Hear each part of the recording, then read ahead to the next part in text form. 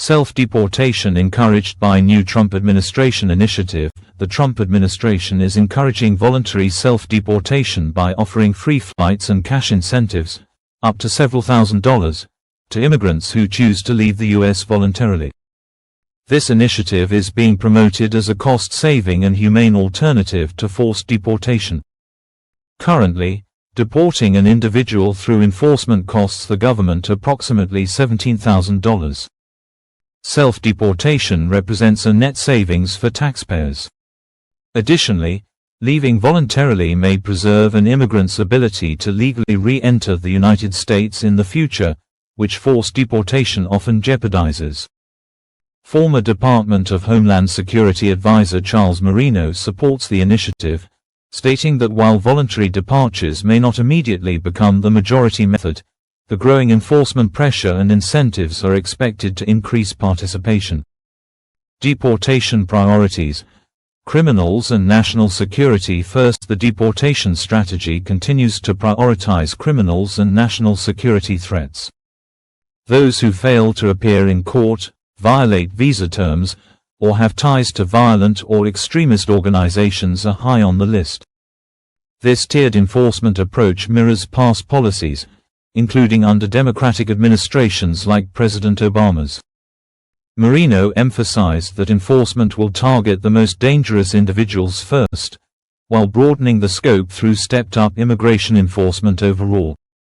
Sanctuary cities. Under scrutiny, policies in sanctuary cities have drawn sharp criticism. These jurisdictions refuse to cooperate with ICE, resulting in cases where individuals in the U.S. illegally, and sometimes charged with violent crimes, are not turned over for deportation. Marino labeled sanctuary city policies as counterintuitive and dangerous, stating they undermine public safety while expecting continued federal funding, including public safety grants.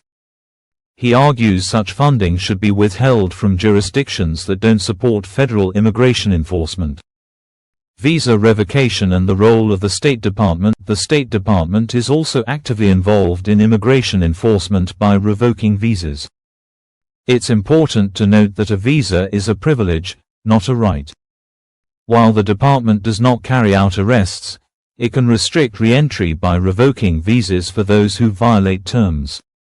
The administration emphasizes that lawful immigration remains available for those who follow the rules, but stresses that illegal entry or overstaying undermines the immigration system.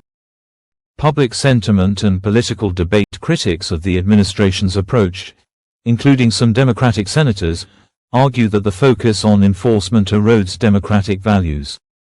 However, supporters maintain that protecting citizens and enforcing immigration laws are top priorities. They stress the need to hold politicians accountable if their policies appear to favor criminals over public safety. As debate intensifies, voters are being reminded that policy direction is shaped at the ballot box, and frustration with sanctuary city policies and lax enforcement may influence future elections. Conclusion and channel subscription. The Trump administration's immigration strategy is shifting to strong enforcement coupled with voluntary exit options. These policies are aimed at reducing costs, protecting citizens, and offering a legal path forward for those willing to follow the rules. To stay updated on this story and other major developments, subscribe to our channel. Click the button and turn on notifications for the latest news and analysis you won't find anywhere else.